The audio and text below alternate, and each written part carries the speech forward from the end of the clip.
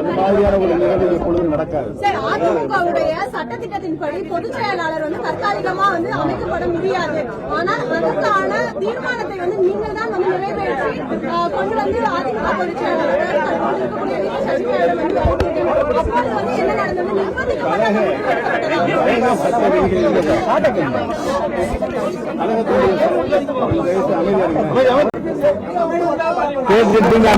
நடந்தது அடிப்படை உறுப்பினர்கள் அவங்க அமைதியாக சொல்லுங்க.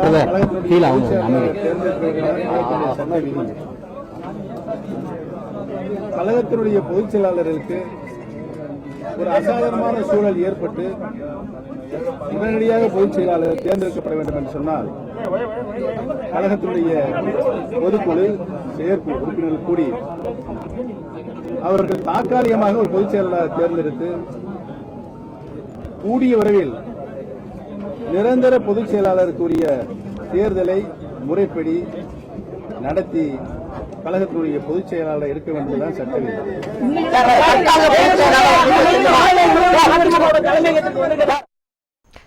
సైలెంట్ గా ఉన్న తమిళనాడు రాజకీయాలు ఒక్కసారిగా పన్నీర్ సెల్వం వ్యతిరేకతతో ఒక ఉప్పెనలా ఎగిసిపడుతున్నాయని చెప్పాలి. ఇప్పటి వరకు సైలెంట్ గా ఉన్న పన్నీర్ సెల్వం వైలెంట్ గా రియాక్ట్ అయ్యారు. శశికళకు గట్టి వార్నింగ్ ఇచ్చారు. జయలలిత మృతిపై అనుమానాలు వ్యక్తమవుతున్న తరుణంలో అమ్మ డెత్ మిస్టరీపై సిట్టింగ్ జడ్జితో విచారణ జరిపిస్తానని అన్నారు. ఆసుపత్రిలో చేర్చక ముందు జయను శశికళ కిందకు తోసేశారన్న ఆరోపణలున్న నేపథ్యంలో సెల్వం నిర్ణయం చిన్నమ్మకు చిక్కులు తప్పవన్న సంకేతాలు ఇచ్చినట్లయింది. అంతేకాదు పార్టీ ఎమ్మెల్యేలంతా తన వెంటే ఉన్నారని చెప్తూ వస్తున్న శశికళకు సవాల్ విసిరారు. అసెంబ్లీలో తన బలం నిరూపించుకుంటానని అన్నారు. మరోవైపు అన్నా డీఎంకే ఎంపీలు పన్నీర్ సెల్వం వెనుక నడిచేందుకు సిద్ధమయ్యారు. ఈ ఉదయం కొంతమంది ఎంపీలు పన్నీర్ నివాసానికి వెళ్లి తమ మద్దతు ప్రకటించారు. సెల్వం ఉంటే తాము ఉంటామని అన్నారు. ఎలాగైనా సీఎం పీఠం ఎక్కాలనుకున్న శశికళ అందుకోసం గట్టి ప్రయత్నాలు చేస్తోంది. ఎమ్మెల్యేలు జారిపోకుండా జాగ్రత్త పడుతోంది. పార్టీ కార్యాలయంలో ఎమ్మెల్యేలతో సమావేశం నిర్వహించింది. అయితే ఈ సమావేశానికి 80 మంది ఎమ్మెల్యేలు మాత్రమే హాజరైనట్లు తెలుస్తోంది. మొత్తం 134 మంది ఎమ్మెల్యేల బలమున్న అన్నా డీఎంకేలో 80 మంది శశికళ వెంట నడుస్తారా అనేది నిజంగానే ఒక క్వశ్చన్ మార్క్. ఈ సమావేశం తర్వాత శశికళకు బలమేంటో స్పష్టమైంది. అన్నా డీఎంకే నిలువునా చీలిపోయినట్లే తెలుస్తోంది. మిగతా ఎమ్మెల్యేలందరూ కూడా పన్నీర్ సెల్వం వెంట నడిచే అవకాశాలు కూడా కనిపిస్తున్నాయి. పార్టీ ఎమ్మెల్యేలు 2 వర్గాలుగా విడిపోయినట్లే తెలుస్తోంది. శశికళ సమావేశానికి కేవలం 80 మంది ఎమ్మెల్యేలే హాజరయ్యారు. మిగిలిన వారంతా పన్నీర్ సెల్వం వెంట నడిచేందుకు నిర్ణయించుకున్నట్లు సమాచారం.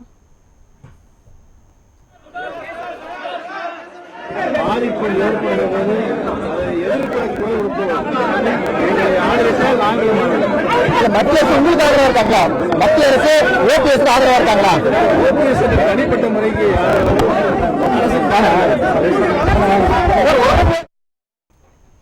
అన్నా డీఎంకే ఎంపీలు పన్నీర్ సెల్వం వెనుక నడిచేందుకు సిద్ధమయ్యారు. ఈ ఉదయం కొంతమంది ఎంపీలు పన్నీర్ నివాసానికి వెళ్లి తమ మద్దతు ప్రకటించారు. సెల్వం ఉంటే తాము ఉంటామని ప్రకటించారు. అయితే దీనికి సంబంధించిన మరిన్ని డీటెయిల్స్ మరి రిపోర్టర్ మోహన్ అందిస్తారు. మోహన్, చెప్పండి. ప్రస్తుతం తమిళనాడు రాజకీయాలు చాలా ఆసక్తికరంగా కనిపిస్తున్నాయి. పన్నీర్ సెల్వం వెనుక ఎంతమంది నడిచే అవకాశాలు ఉన్నాయి? ఎంపీలు ఏమంటున్నారు? ఇప్పటి వరకు అధికారికంగా రాజ్యసభ సభ్యుడు మాత్రమే అధికారికంగా పన్నీర్ సెల్వం వెంట నడవడానికి ఇష్టపడుతున్నట్టుగా మైత్రేయన్ అన్నటువంటి రాజ్యసభ సభ్యుడు మాత్రమే ప్రకటించడం జరిగింది. అయితే శశికళ ఏర్పాటు చేసినటువంటి సమావేశానికి ఎమ్మెల్యేలు ఇంకా కొంతమంది హాజరు కావాల్సినటువంటి నేపథ్యంలో కొన్ని ఊహాగానాలు నడుస్తున్నాయి.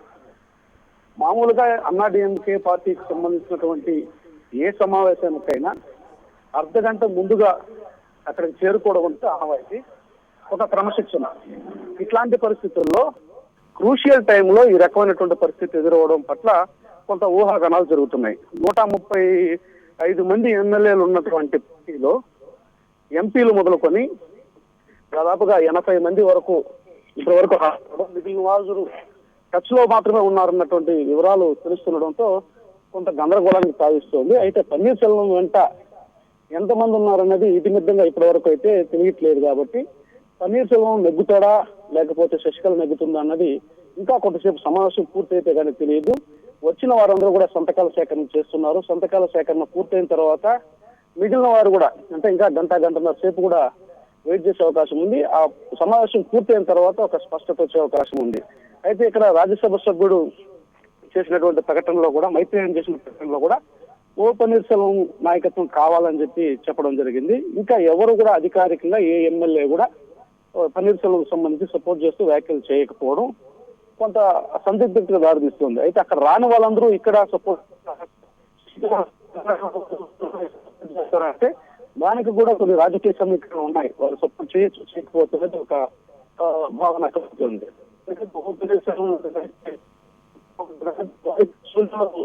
కనిపిస్తున్నటువంటి నేపథ్యంలో శశికళ మీద ఇష్టం లేకపోయినా కానీ పన్నీర్సెల్వం వెంట రావడానికి ఏ రకమైనటువంటి సహాయం చేస్తుంది చూడాల్సి ఉంటుంది. అదే సమయంలో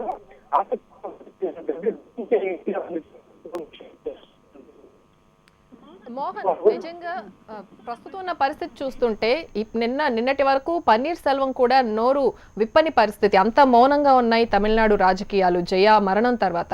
కానీ ఇప్పుడు పన్నీర్ బయటకు వచ్చారు. కానీ ఇలా ఇంకొంతమంది ఎమ్మెల్యేలు బయటకు వచ్చే అవకాశాలు కనిపిస్తున్నాయా? అసలు లోపల ఏం జరుగుతోంది? అందరూ ఎవరైతే చిన్నమ్మ వెంట నడుస్తున్నారో వారందరూ సంతృప్తిగానే నడుస్తున్నట్లు తెలుస్తోంది. అంటే చిన్నమ్మ వెంట నడుస్తున్నటువంటి వారిలో సీనియర్ మంత్రులు మాత్రమే ఇప్పటి వరకు కూడా మాట్లాడుతున్నారు. సీనియర్ మంత్రులు మాట్లాడారు. ఇప్పటి వరకు మాట్లాడినటువంటి రాజేంద్రన్ లాంటి వాళ్ళు కానీ, రామచంద్ర లాంటి వాళ్ళు కానీ, లేదంటే లోక్సభ స్పీకర్ గా ఉన్నటువంటి ఏఐడిఎంకేకి సంబంధించినటువంటి ఎంపీ మాట్లాడినటువంటి వ్యాఖ్యలు కానీ ఇవన్నీ చూసుకున్నప్పుడు శశికళను ప్రకటించిన వారందరూ కూడా సీనియర్ల జాబితాలోంచే ప్రకటించడం జరిగింది, మద్దతు తెలపడం జరిగింది. మరి జూనియర్లుగా ఉన్నటువంటి వారు ఎలా వ్యవహరిస్తారంటే దానికి సంబంధించి ఒక క్లారిటీ ఇప్పటికే తెలుస్తోంది. జూనియర్ గా ఉన్నటువంటి వారు ఈ మధ్య కాలంలో మాత్రమే ప్రజాప్రతినిధులుగా గెలుపొందినటువంటి వారు అందరి టికెట్లు కూడా చిన్నమ్మ ఆశీర్వాదంతో వచ్చింది కాబట్టి వాళ్ళు చిన్నమ్మతోనే వెళ్లే అవకాశం చాలా స్పష్టంగా ఉంది.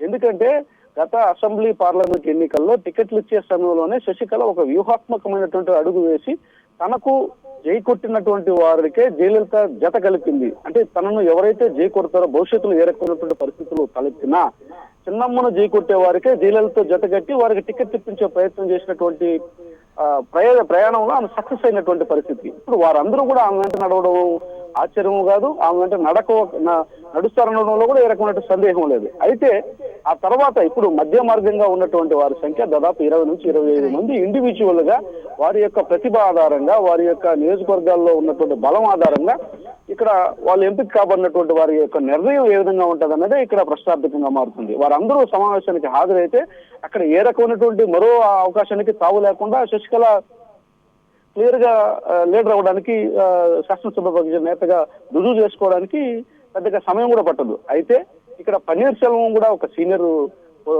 ఏఐడిఎంకేలో సీనియర్ నాయకుడు, ద్వితీయ పార్టీలో అంటే అమ్మ తర్వాత సీనియర్ ఎవరైనా ఉన్నారంటే పన్నీర్సెల్వం ఉన్నారు కాబట్టి ఆ రకంగా చూసుకున్నప్పుడు అతనితో కూడా కొంతమంది నడిచే అవకాశం ఉంది అన్నది ఇప్పుడు ఒక స్పష్టంగా తెలుస్తుంది. అయితే ఇక్కడ పన్నీర్సెల్వంకు కేంద్రం మద్దతు ఉందన్నటువంటి విస్తృత ప్రచారం నేపథ్యంలో ఇప్పుడు అధికారంలో ఉన్నటువంటి కేంద్రం ఏదో ఒక దారి చూపుతుందన్నటువంటి ఆలోచనతో కొంతమంది అటు ఇటుగా ఉన్నటువంటి థ్యాంక్ యూ సో మచ్.